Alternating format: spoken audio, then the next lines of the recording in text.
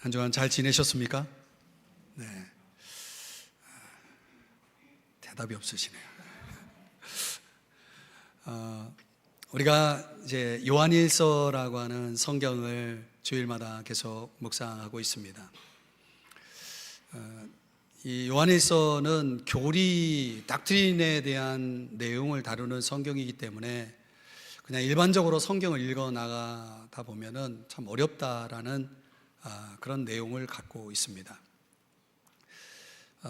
그러나 이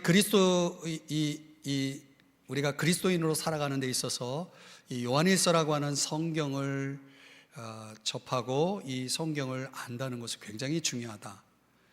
이 어려운 교리적 내용을 담고 있지만은 실제로 우리가 이 그리스도인됨이 무엇인지를 이보다 더 잘 선명하게 가르쳐 주는 성경이 있을까? 저는 없다고 봅니다. 그만큼 이 요한일서라고 하는 성경이 중요한 거죠. 여러분들이 이런 설교를 들을 때 성경에 대한 어떤 선 이해가 부족한 분들, 성경의 지식이 부족한 분들은 성경을 들으면서 좀 목사님 설교가 좀 어렵다 이렇게 느낌이 들 수밖에 없습니다. 그래도 여러분들이 이 설교를 인내하면서 이 설교를 잘 들어보시면 여러분들이 그리스도인이라고 하는 것에 대한 아주 명확한 그림이 이제 잡히게 되고 올바로 신앙생활을 해 나갈 수 있기 때문에 이제 몇 번만 더 하면 이제 요한일서도 끝납니다. 오늘도 함께 우리가 은혜를 받겠는데요. 이제 그리스도인이 도대체 뭐냐? 우리가 그냥 교회를 다니면 그리스도인이냐? 그건 아니거든요. 이 그리스도인이라고 하는 것에 대한 이 의미를 설명하는 데 있어서 2장에서는 믿음을 강조하고 순종을 강조하고 사랑을 강조합니다. 3장에서는 순종과 사랑을 강조합니다. 4장에서는 믿음과 사랑을 강조합니다. 어떻든 키워드가 이렇게 각 장마다 그리스도인이라면 이런 게 있어야 된다라고 지금 계속 설명해 가고 있는 것입니다. 오늘 5장에 넘어가가지고 1절에 보시면은 이걸 강조하고 있습니다. 예수께서 그리스도이심을 뭐 하는 자요? 믿는 자다라고 말합니다. 우리는 이 믿는 자다라고 하는 이 말을 우리가 그리스도인이다 이렇게 표현합니다. 성경에 믿음이라는 단어가 얼마나 많이 나오는지 아십니까, 여러분? 믿음이라는 단어가 굉장히 많이 나오는데 이 동사형이 있고 명사형이 있습니다. 이 동사는 시제를 따지거든요. 근데 그 시제로 보면은 성경에 믿는다라는 단어가 나올 때마다 어떤 곳에는 과거형 시제를 쓰고 어떤 곳에는 현재형 시제를 씁니다. 근데 보통 과거형 시제를 사용할 때 믿음이라는 것은 뭘 의미하냐면 요한복음 1장 12절에 영접하는 자 곧 그 이름을 믿는 자들에게는 하나님의 자녀가 되는 권세를 주셨으니, 그러니까 믿음이라는 동사가 과거형으로 쓰일 때는 우리를 하나님 자녀가 되게 하는 믿음, 하나님 자녀로 만드는 믿음, 그 믿음을 의미합니다. 그러니까 우리가 하나님의 자녀가 되려면 어떻게 되겠습니까? 믿어야죠. 뭘 믿습니까? 예수님이 나의 죄를 위해 십자가에 죽으신 걸 믿어야 되고, 다시 3일 만에 살아나셨다는 것을 믿어야 되고, 예수님이 나의 구세주, 세비어, 나의 로드, 나의 주님이라는 것을 내가 믿고 그분을 내 마음속에 영접하는 자, 그 영접하면 그분을 내 마음속에 모셔드리면 하나님의 자녀가 되는 겁니다. 그걸 우리는 믿는다라고 말하는 것입니다. 믿습니까? 네, 여러분들은 다 믿는 분들이겠죠. 그럼 일단 내가 하나님의 자녀가 되면 이제 믿음은 끝나는 겁니까? 거기서 믿음은 더 이상 이제 사용될 어떤 여지가 없는 겁니까? 그건 아니죠. 그래서 현재형으로, 현재 시제로 믿음이라는 동사가 사용될 때는 이런 겁니다. 하박국 2장 4절의 말씀에 보면 오직 의인, 이 믿는 사람들, 그리스도인을 가리킵니다. 그들은 무엇으로 살아야 된다고 말합니까? 믿음으로 살아야 된다. 그러니까 우리의 생활이 믿음이어야 된다는 거죠. 믿음의 생활이 나와야 된다는 거예요. 그게 진짜 이제 믿는 사람이다, 그리스도이다 이렇게 말을 하는 거죠. 여러분 소설 보물섬 작품을 쓴 그 로버트 루이스 스티븐슨, 이 영국 빅토리아 여왕 시대 사람이잖아요. 근데 그 작품이 워낙 유명하기 때문에 여러분들 다 아시리라고 생각이 되고, 그 스티븐슨이 이런 말을 했어요. 한번 들어보실래요? 희망을 품고 여행하는 것이 목적지에 도착하는 것보다 훨씬 나은 일이다. 무슨 말이냐면 여행이 전부라는 겁니다. 그러니까 스티븐슨이 말하는 것은 여행이 전부다. 원래 여행이라는 건 뭐가 있어야 됩니까? 목적지가 있어야 되거든요. 여러분이 여름철에 휴가를 간다면 그냥 여행 갑니까? 목적지를 정하고 가잖아요. 근데 스티븐슨이 말하는 대로 여행이 전부다. 목적지가 없어요. 그럼 뭐예요? 그냥 여행 그 자체인 겁니다. 근데 신앙생활을 그렇게 생각하면 안 되는 거예요. 스티븐슨이 말하는 것처럼 신앙생활은 여행이 아닙니다. 목적지 없는 여행이 아니라는 거죠. 우리 신앙이라는 건 어떤 우리가 궁극적으로 도착해야 할 골이 있는 거예요. 목적지가 있는 것입니다. 그런데 목적지 없는 여행처럼 생각하는 그 신앙이 어디서 왔냐면 이런 걸 좀 전문 용어로 문화적 진공 상태다 이렇게 얘기합니다. 그러니까 이 시대 문화가 낳은 작품들이죠. 이 시대 사람들은 신앙을 어떻게 생각하냐면 이런 식입니다. 예를 들면 목사에게 이렇게 말합니다. 나는 신앙을 가졌으면 좋겠어요. 나는 신앙을 가졌으면 좋겠어요. 여러분, 이 말을 좀 분석을 해보면 이 말 속에는 이 사람이 생각하는 신앙은 어떤 신앙이냐, 뭔가 자기에게 어떤 의미를 주고 확신을 줄 수 있는 어떤 체험을 찾고 있는 거예요. 그러니까 이 신앙의 내용이 무엇을 믿느냐, 그 신앙의 어떤 구체적인 내용은 중요하지 않아요. 내가 신앙인이라는 느낌을 좀 갖고 싶어요. 이거는 마치 목적지를 정하지 않은 여행을 가겠다는 것과 같습니다. 근데 기독교 신앙은 절대로 이런 신앙이 아닙니다. 어떤 절대적, 가감이 필요 없는 절대적 내용을 담고 있는 게 기독교 신앙이라고 하죠. 죄송하지만 지금 영어로 표현하면은 이 믿음이라는 단어 앞에 영어로 부정관사가 붙느냐와 정관사 the가 A가 붙느냐 the가 붙느냐에 따라서 그 의미는 완전히 달라집니다. 그러니까 이 시대의 사람들이 이 문화적 진공 상태에 빠져가지고 그들이 생각하고 있는 믿음은 부정관사를 쓰는 믿음을 갖고 있는 겁니다. 그러니까 여러 가지 믿음 중에 하나의 종류를 나는 믿고 싶다라고 얘기를 하고 있는 거예요. 그러니까 자기가 좋아하는 걸 믿겠다라고 하는 거죠. 기독교 신앙은 거기에 더가 붙어야 됩니다. 더가 붙어야 됩니다. 유일한 믿음입니다. 그래서 사도행전 2장에 보면은 이 사도들이 가지고 있었던 절대적 믿음의 내용이 뭐냐면 이겁니다. 십자가에 못 박은 예수가 주와 로드와 그리스도 크라이스트가 되게 하셨다. 그러니까 우리가 이 믿음을 가질 때만이 그리스도인이 될 수 있다는 거예요. 그러니까 다른 어떤 가감된 종류의 다양한 변이된 그런 믿음을 가지면은 거기에는 그리스도인 됨은 불가능한 거죠. 사랑하는 여러분, 오늘 우리가 이런 설교를 들으면서 목사님 참 어려운 말씀도 한다 이렇게 생각하지 마시고 여러분들이 좀 진지하게, 우리가 이렇게 교회를 다닌다는 거, 여러분 이 시간 이 자리에 있다는 게 여러분이 그리스도인이라는 의식을 가지고 있기 때문에 이 자리에 있는 거 아니에요? 그렇죠.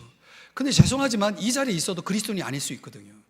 그러니까 이왕 우리가 신앙생활을 정말 한다면 내가 진정한 그리스도인으로서 신앙생활을 해야 되겠죠. 그 그리스도인인가, 그걸 뭘로 증명할 수 있겠느냐, 그 구체적인 그리스도인 됨은 어떻게 드러나는 것인가, 오늘 본문에서 세 가지를 우리에게 말씀해 주고 있다는 거예요. 그 첫 번째가 뭐냐면 하나님의 생명이 우리 속에서 자란다는 것입니다. 오늘 성경 1절의 말씀에 보면은 예수께서 그리스도이심을 믿는 자마다, 자, 믿음을 가졌어요. 그러면 어떤 결과물이 나오냐면 하나님께로부터 난 자가 된다. is born of God입니다. 그러니까 하나님에게서 태어난 거예요. 그러니까 그분이 나를 낳아주시는 거예요. 영적인 생명을 갖게 된다는 얘기죠. 그럼 우리가 하나님의 생명을 얻는다는 것이 태어난다는 거거든요. 그러면 여러분, 생명의 특징이 뭡니까? 생명이 있는 곳에는 자란다는 거죠. 생명이 있으면 반드시 자라는 거예요. 나무가 생명이 있으면 자라게 돼 있죠. 근데 나무가 자라질 않아요. 그러면 나무는 죽은 겁니다. 생명이 없는 겁니다. 마찬가지로 하나님의 생명이 우리 속에 들어오면 우리는 어떻게 돼야 됩니까? 자라야 되는 거예요. 뭐가 자라야 되는 거냐? 여러분, 요한복음 3장 5절에서는 우리가 그 태어남을 어디에 초점을 맞추냐면 어떻게 태어나느냐, 어떻게 태어나느냐를 강조합니다. 그냥 성령으로 태어난다. 그러니까 성령이 우리 속에 들어오는, 하나님의 영이신 성령님이 우리의 마음속에 들어오시면 그 태어납니다. 생명을 얻는 것이다. 이렇게 설명을 하는데, 오늘 요한일서에서는 하나님께로부터 난 자다. 그러니까 하나님에게서 태어난 걸 강조하고 있어요. 이건 뭘 강조한 거냐면 어떻게를 강조하는 게 아니라 태어남의 결과물을 강조하고 있는 거예요. 태어남의 결과가 뭐예요? 하나님과의 관계예요. 그래서 베드로후서 1장 3절 4절에서 뭐라고 말씀하냐면, 생명이 우리에게 주어지면 뭐가 들어오냐면 신성한 성품, 하나님의 성품이 들어와서 그 성품에 참여하는 자가 된다는 건 무슨 얘기냐면 그 성품을 가지고 살아가는 사람이 된다는 거예요. 그러니까 우리가 1년 전에 예수를 믿든 10년 전에 믿었든 아니면 어제 믿었든 간에 내가 믿음을 갖게 되고 하나님의 생명이 내 속에 들어오면 그 생명은 반드시 자라요. 뭐가? 하나님의 성품이 자라요. 그래서 BC와 AD, 내가 예수님을 믿기 전 BC와 내가 예수님을 믿고 난 이후의 AD는 반드시 다른 나여야 된다는 거죠. 다른 나여야 된다는 거죠. 인격적으로, 성품적으로. 이런 걸 뭐라고 말하냐면 성장이라고 말하는 겁니다. 성장. 히브리서 10장 38절 39절을 보면 믿음으로 사는 사람들, 믿음을 가진 사람들은 뭐라고 말씀합니까? 뒤로 물러가면 내 마음이 그를 기뻐하지 아니하리라 하셨느니, 우리는 뒤로 물러가 멸망할 자가 아니요. 만약 내가 빛이 내가 믿음을 갖기 전의 모습을 그대로 가지고 오늘 살고 있다면 그 사람에게는 생명이 없는 거고, 생명이 있다면 점진적으로 going on입니다. 계속해서 내가 잘하고 있어야 되는 거예요. 앞으로 전진하는 그런 신앙이어야 된다는 거예요. 내 믿음이 앞으로 전진하고 있어야 된다는 거예요. 근데 만약 내 믿음이 자꾸 퇴보가 된다, 정체가 돼 있다, 뒤로 물러가고 있다, 그건 뭘 얘기하는 거냐면 나는 믿음이 없는 자구나 라고 보면 되는 겁니다. 그러나 그리스도인들은, 다시 말씀드리지만은 그리스도인들은 반드시 성장해야 됩니다. 성장할 수밖에 없습니다. 하나님의 생명이 들어왔기 때문에. 그러면 여러분, 나무가 성장하는 게 그냥 성장합니까? 나무가 성장한다는 건 성장에 필요한 자양분이 들어오는 거 아니에요. 그 나무에게 공급되어지는 거 아니에요. 그러니까 우리들의 믿음이 성장하고 하나님의 생명이 성장하는 사람들에게는 어떤 자양분이 필요한가? 베드로후서 3장 18절 말씀해 보면은 구주 예수 그리스도의 은혜가 있어야 자랍니다. 그리고 또 그를 아는 지식에서 자라가라. 그러니까 영적 지식, 하나님의 말씀에 대한 지식이 있어야 그 사람이 성장한다는 거예요. 여러분, 이걸 잘 들으셔야 됩니다. 제가 신앙생활을 이렇게 시작을 했는데, 제가 이제 다닌 장로교회는, 저는 지금 성결교 목사지만은 제가 이제 처음 신앙생활을 장로교회에서 했습니다. 장로교회는 그렇게 몇천 명 모이는 예배당에 새벽 기도에 거의 가득 차요. 제가 처음 신앙생활을 한 교회이기 때문에 신앙생활은 이렇게 하는 거구나 해서 저는 초신자 때부터 새벽 기도를 했어요. 그러니까 새벽 기도를 하니까요, 제가 기도를 잘 못하지만은 기도를 하니까 하나님이 은혜를 주시더라고요. 여러분, 성경이 뭐라고 말하냐면 믿음이 없이는 기쁘시게 못하나니 하나님께 나아가는 자는 반드시 그가 계신 것과, 하나님 살아계시잖아요. 반드시 그가 계신 것과 또한 그가 자기를 찾는 자들에게, 하나님을 찾는 자들에게 상 주시는 분이심을 믿어야 할지니라. 그러니까 하나님 앞에 나아간다는 건 믿음 없이는 못 나가는 거고, 하나님께 나아간다는 건 그분을 찾는다는 거거든요. 그러니까 하나님을 찾는 거예요. 이걸 다른 말로 얘기하면 기도죠. 구하라 그리하면 주실 것이요. 구해야 주시는 거예요. 내가 은혜를 받는다고 했을 때 그 은혜는 어떻게 주어집니까? 구해야 은혜를 주시는 거예요. 여러분이 교회를 다닌다고 은혜를 주시는 게 아니에요. 여러분이 구해야 은혜를 주시는 거예요. 그 은혜에 대한 목마름이, 갈망이 있어야, 그래서 그분을 자꾸 찾아야 돼요. 저는 이 새가족 때, 초신자 때 하나님이 너무 기도를 들어주시는 거예요. 기도를 잘 못하니까 생각하는 거예요. 저는 그냥 이랬으면 좋겠다. 그럼 들어주시는 거예요.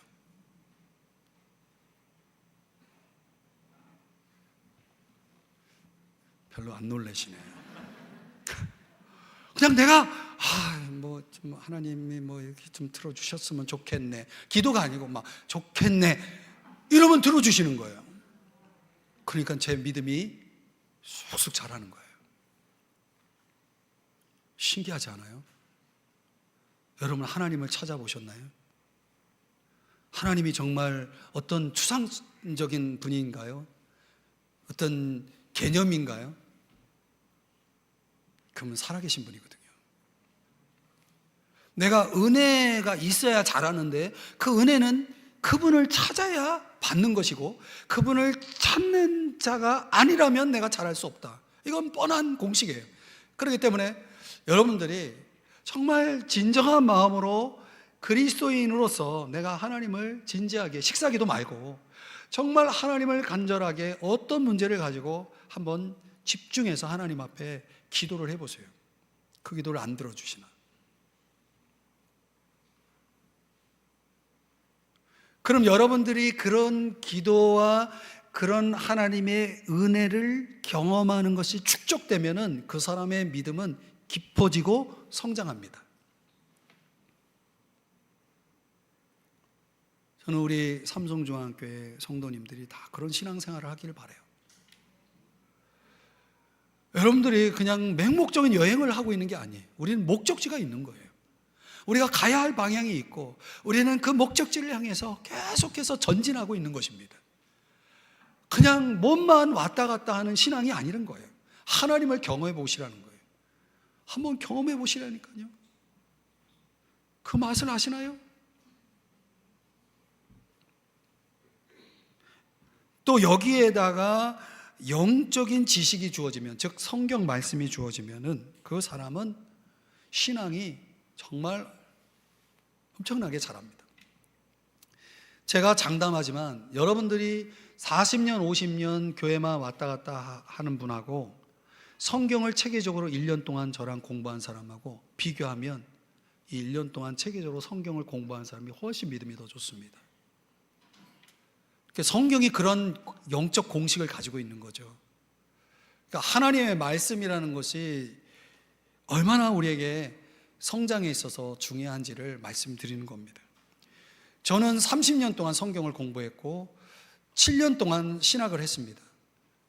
그래도 지금도 성경을 보면 여전히 신비의 책이고, 성경을 보면 아직도 저는 배고파요. 오늘도 이 본문을 가지고 여러분들과 설교하면서도 깨닫는 게 있어요. 성경은 퍼내고 퍼내도 계속 마르지 않는 샘물처럼 너무너무 많은 은혜를 담고 있습니다. 존 스타트가 영적 생기를 유지하는 비결을 이 말씀 훈련으로 강조합니다. 그러니까 신앙의 생기가 있는 사람들은 하나님의 말씀이 쏙쏙 그 심령 속에 새겨지고 들어가는 분들입니다. 저는 믿음 성장이라는 것은 원하는 만큼 이루어진다고 믿습니다. 내가 원해야 돼요. 내 속에 그 목마름이, 갈망이 있어야 되는 거죠.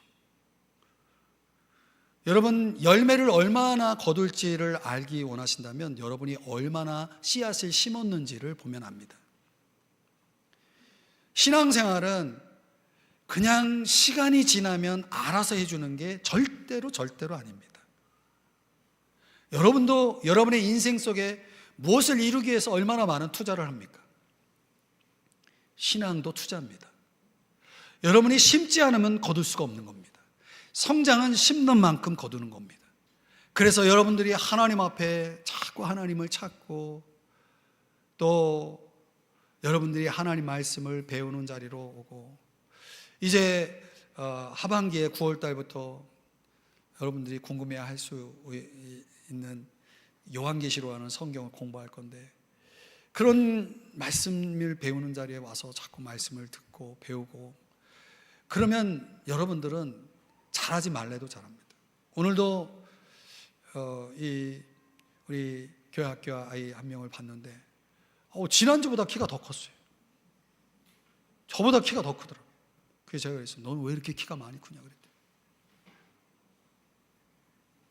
살아있는 것은 잘하게 돼 있는 겁니다.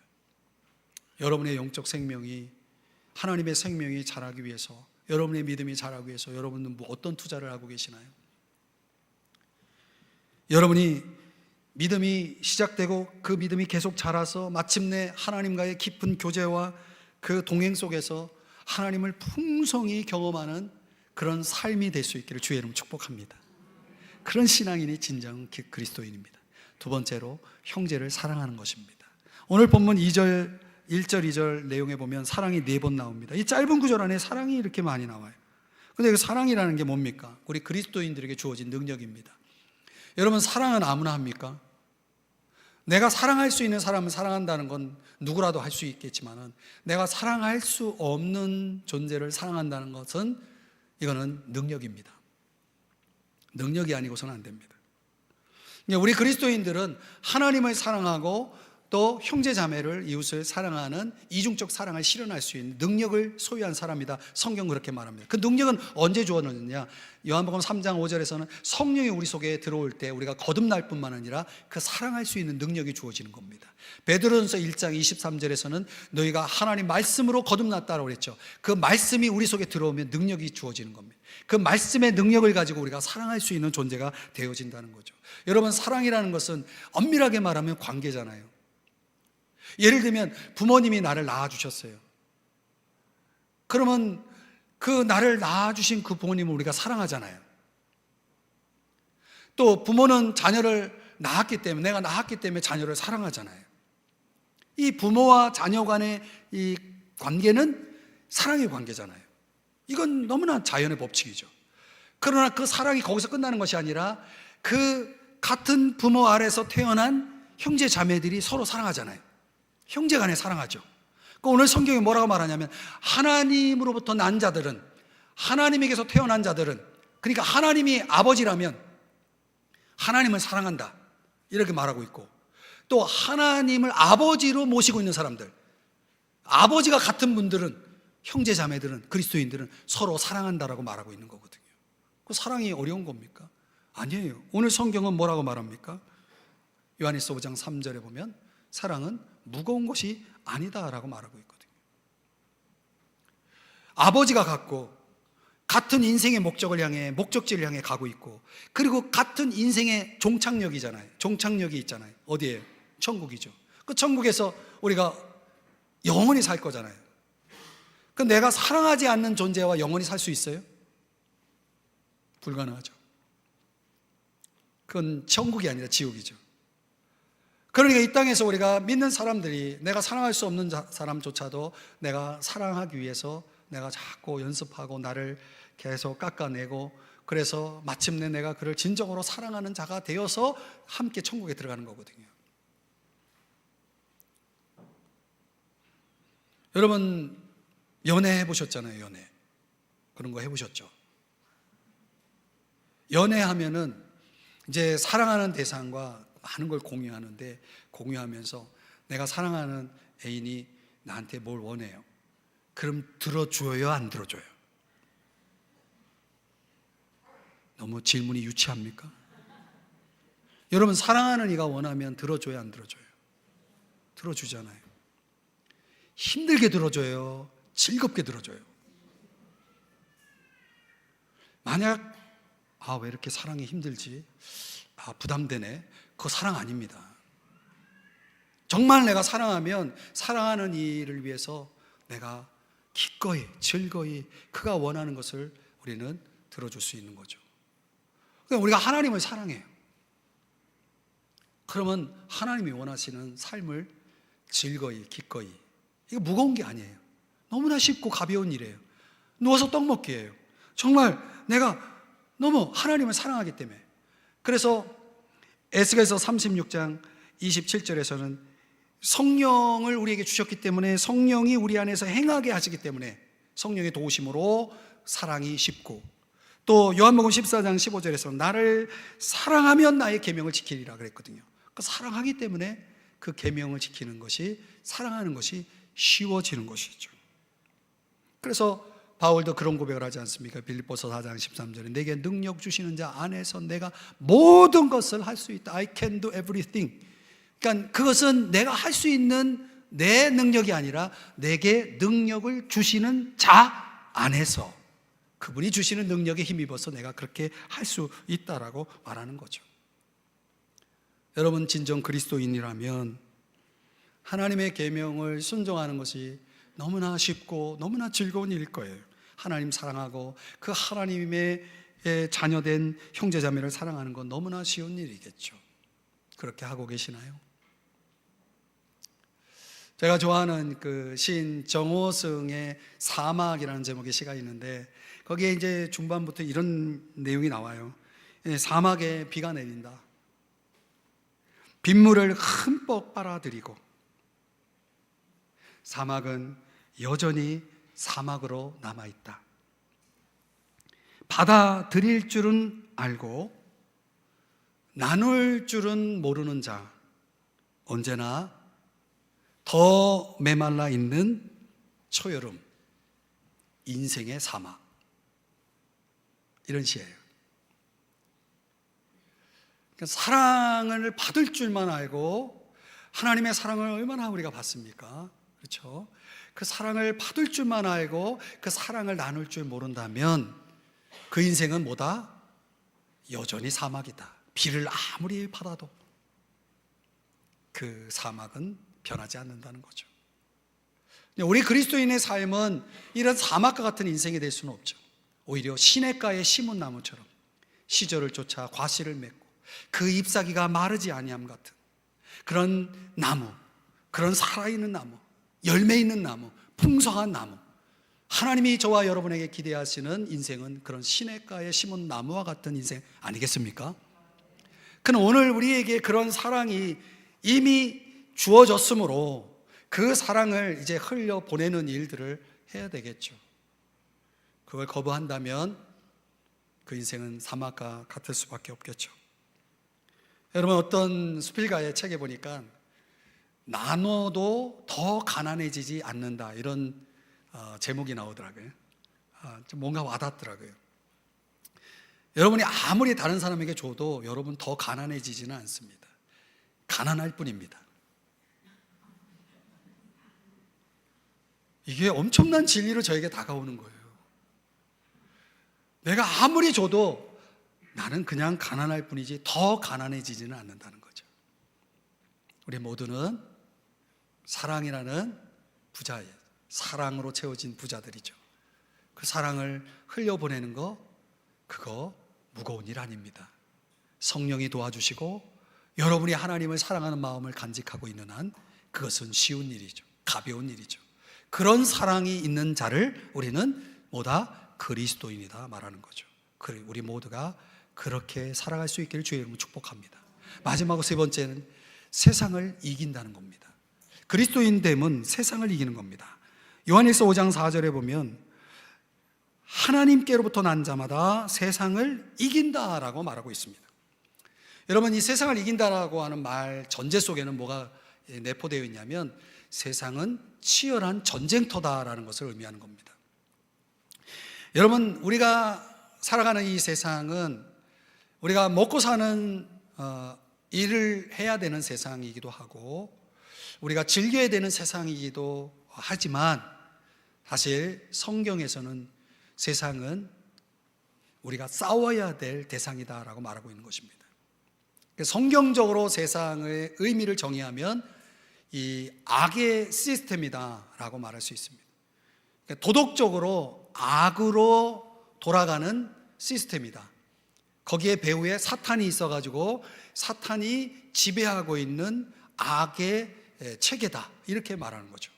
그래서 하나님을 대적하고 하나님의 말씀을 대적하는 그런 세상이기 때문에 그 세상이 끊임없이 우리 그리스도인들을 집요하게 공격해서 마침내 우리 그리스도인들로 하여금 하나님께 영광을 돌리지 못하게 만들고 타락하게 만든다는 거죠.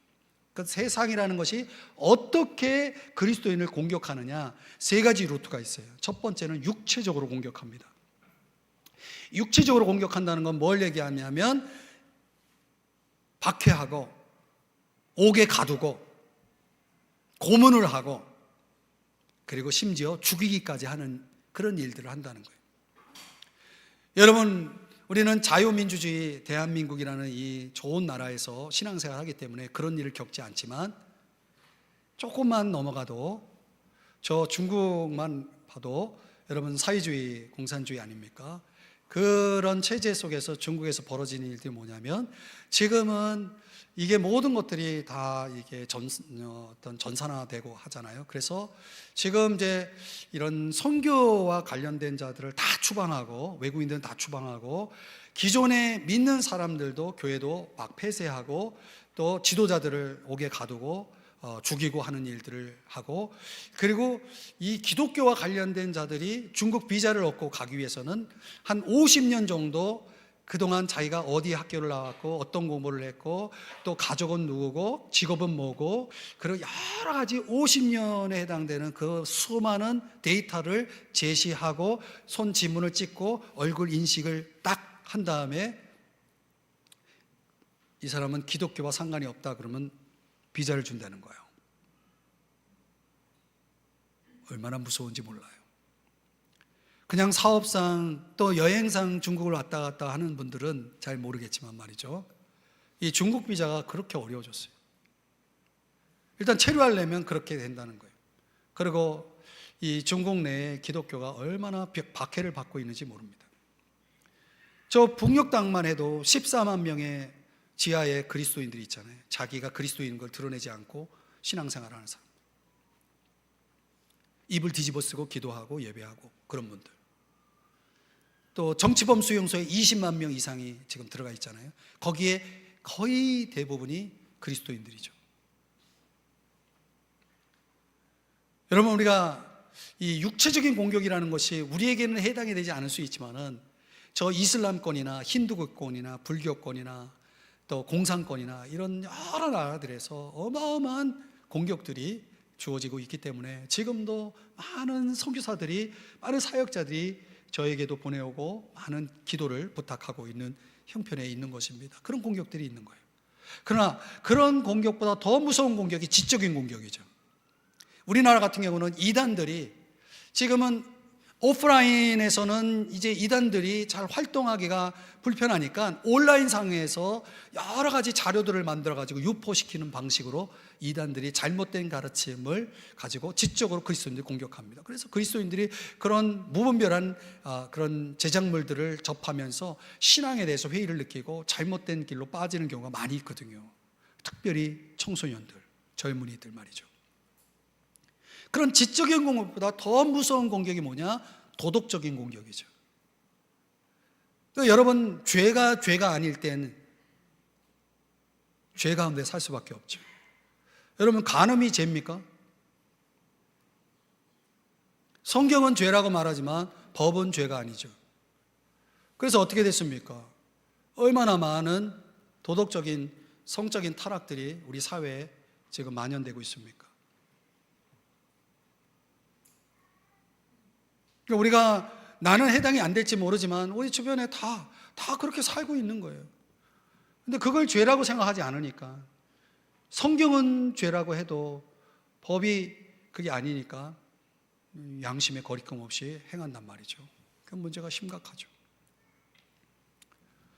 또 물질적인 그런 타락, 물질에 대한 또 일시적인 쾌락에 대한 이런 것에 눈이 먼 사람들이 너무 많아요. 이 쾌락에 빠진 사람들이 너무 많아요. 그 쾌락을 조장하는 여러 가지 문화들이 뭐가 있습니까? 저는 밤을 좋아하는 사람이지만 먹는 밤 말고요. 밤을 좋아하지만 이 밤 문화는 정말 경계해야 됩니다. 이 어둠의 자식들처럼 어둠 속에서 벌어지는 수많은 일들이, 이런 쾌락을 추구하는 이들이 얼마나 많은지 모릅니다. 사랑하는 여러분, 세상이라는 게요, 어떤 실체가 있는 것 같지는 않은데 뭔가가 지금 계속해서 우리를 집요하게 공격하고, 그래서 우리를 도덕적인 그런 공격 속에서 아주 저와 여러분들을 집요하게 이렇게 무너뜨리려고 하고 있다는 거예요. 그러니까 우리가 그런 걸 느끼는 사람, 영적인 사람들은 그런 걸 느끼는데, 신앙을 가진 사람은 그런 걸 느끼는데, 그 신앙이 제대로 세워져 있지 않은 사람들은 그냥 세상일 뿐이에요. 그거 아니거든요. 우리의 몸만 있는 게 아니라 우리 속에 영혼이라는 게 있잖아요. 그 영혼 체계 속에서 벌어지는 수많은 전쟁들이 있다는 거예요. 그럼 어떻게 그런 세상들을 이길 수 있겠습니까? 절대적으로 이 세상을, 그런 시스템을 이기기 위해서는 반드시 내가 그리스도인이 돼야 돼요. 내가 거듭나야 됩니다. 내가 그리스도인이 아니고서는 세상을 이길 수가 없습니다. 두 번째, 요한일서 2장 14절에서는 말씀이 들어와 있어야 됩니다. 마음속에 말씀이 들어가 있는 사람은 세상을 이길 수 있습니다. 어떤 유혹이 와도, 어떤 안 좋은 생각이 들어도 말씀이 들어온 사람들은요, 저는 그래요. 하나님 말씀을 딱 생각하면 모든 생각이 말씀 앞에서 무릎을 꿇습니다. 그래서 생각이 정화되고 하나님 앞에 거룩한 생각을 가지고, 마음을 가지고 살아가게 되거든요. 그러니까 말씀이 생각나고 말씀을 가지고 살아가는 사람들, 생활 속에서 수많은 유혹들이 내 주변에 깔려 있는데 그 유혹을 받을 때마다 말씀으로 그 유혹들을 이겨내거든요. 또 요한일서 4장 4절에서는 주님이 우리 속에 들어와 있거든요. 주님은 여러분 살아계신 분이거든요. 우리 예수님은 우리 마음속에 살아계셔서 그분은 세상보다 크신 분이에요. 어떤 것보다 크신 분이에요. 여러분의 삶에 어떤 문제가 일어나도 그 문제보다 크신 분이거든요. 흔들리지 않습니다. 요한복음 16장 33절에 보면 내가 세상을 이겼다라고 주님이 말씀하시거든요. 세상을 이긴 분이 내 마음속에 들어와 계시니까 당연히 우리는 세상을 이길 수밖에 없는 거죠. 아멘. 여러분, 우리가 오늘 성경에서는 무엇으로 이기느냐 했더니 믿음으로 이긴다. 4장 5절에 뭐라고 말씀합니까? 이 5절 말씀을 다 같이 읽어볼까요? 시작. 예수께서 하나님의 아들이심을 믿는 자가 아니면 세상을 이기는 자가 누구냐? 아멘. 그러니까 믿는 자는 이기는 자예요. 누구라도 예수 그리스도를 믿는 사람은 세상을 이길 수 있다는 거죠. 왜? 요한복음 14장 12절에 보면 나를 믿는 자는 내가 하는 일을 그도 할 것이고 또한 그보다 큰 일도 하리니. 그러니까 예수님이 세상을 이겼다면 예수를 믿는 자들은 예수님보다 더 많이 이길 수 있다는 거죠. 압도적으로 이기는 거예요. 1대 0으로 이기는 게 아니라 20대 0, 100대 0으로 이기는 거예요. 그래서 로마서 8장 35절 37절에서 뭐라고 말씀합니까? 누가 우리를 그리스도의 사랑에서 끊을 수 있겠습니까? 환난입니까? 공고입니까? 박해입니까? 굶주림입니까? 헐벗음입니까? 위협입니까? 또는 칼입니까? 다 같이 37절 읽습니다. 시작. 그러나 우리는 이 모든 일에서 우리를 사랑하여 주신 그분을 힘입어서 이기고도 남습니다. 겨우겨우 이기는 게 아니라 넉넉히 이기는 거예요. 사랑하는 여러분, 오늘 이 말씀을 이제 정리해 보면서 링컨의 일화 가운데 이런 유명한 일화가 있습니다. 남북전쟁이 이제 끝나고 제대 군인 중에 한 사람이 자꾸 자기가 링컨과 아주 친한 친구라고 떠들면서 건달짓을 하는 거예요. 삶은 건달인데 링컨하고 친하다고 자꾸 얘기를 하는 거예요. 사람들이 그 소리가 듣고 싶지가 않아가지고 어느 날은 또 그런 또 허풍을 떨면서 건달짓을 하는 제대 군인을 향해서 질문했어요. 당신이 정말 링컨과 친한 친구면은 증명을 해봐라. 그랬더니 그 제대 군인이 주머니에서 종이 하나를 딱 꺼내는데 그 종이의 내용을 보니까 연금 증명서예요. 그리고 그 연금 증명서에 링컨의 사인이 딱 돼 있는 거예요. 그런데 그 건달짓을 하고 있었던 사람은 안타깝게도 문맹인이에요. 글을 몰라요. 그러니까 그 연금 증명서가 자기에게 있어도 그 연금을 활용하지 못하고 있었던 거죠. 전혀 그 연금을 사용하지 못하고 그렇게 건달짓을 하면서 방황을 하고 있었던 거죠. 여러분, 우리가 무지라는 게요, 이런 비극을 낳을 수가 있는 거예요. 그러니까 우리가 그리스도인이라고 하는 차원에서 우리에게 주어진 그 어마어마한 그 풍성한 신앙적 자원이 있음에도 불구하고 내가 너무 무지해. 영적으로 너무 무지해.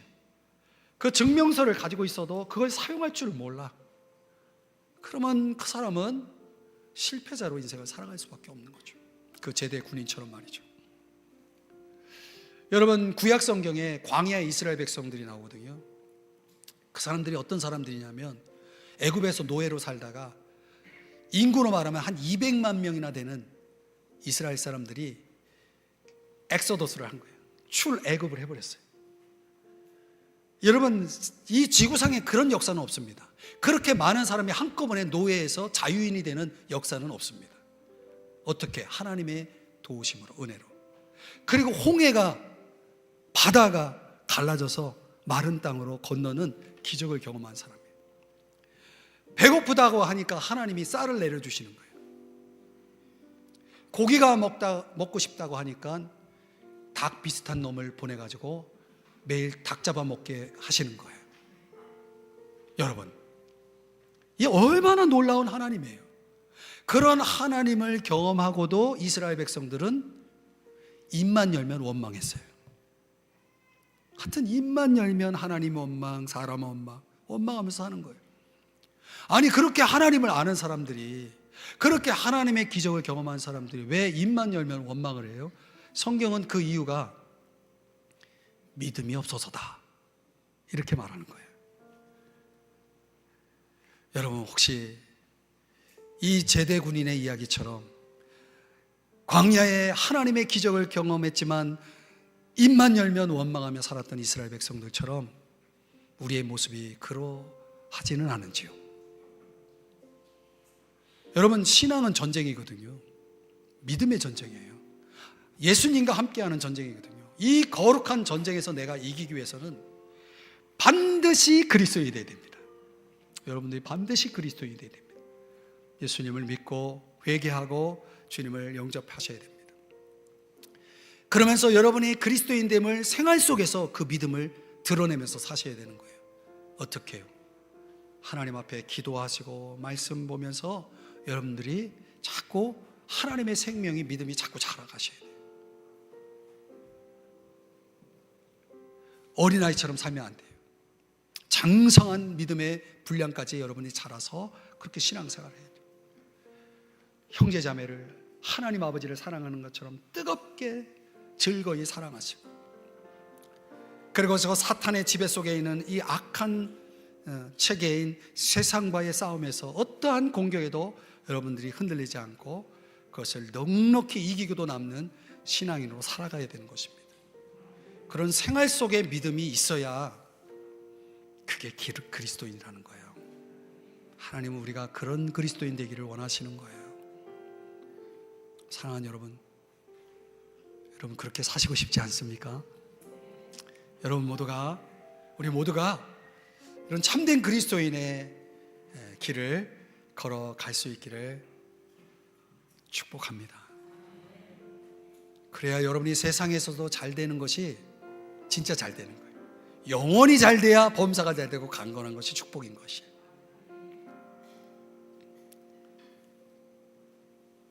여러분의 영혼을 위해서 새벽마다 엄청 기도하고 있습니다. 여러분의 영혼을 정말 사랑하고 축복합니다. 우리 삼성중앙교회 성도님들 한 분 한 분도 나고자 실패자가 아니라 넉넉히 이기는 승리자가 될 수 있기를 다시 한번 주의 이름으로 간절히 축복합니다. 기도하겠습니다. 사랑하시는 주님,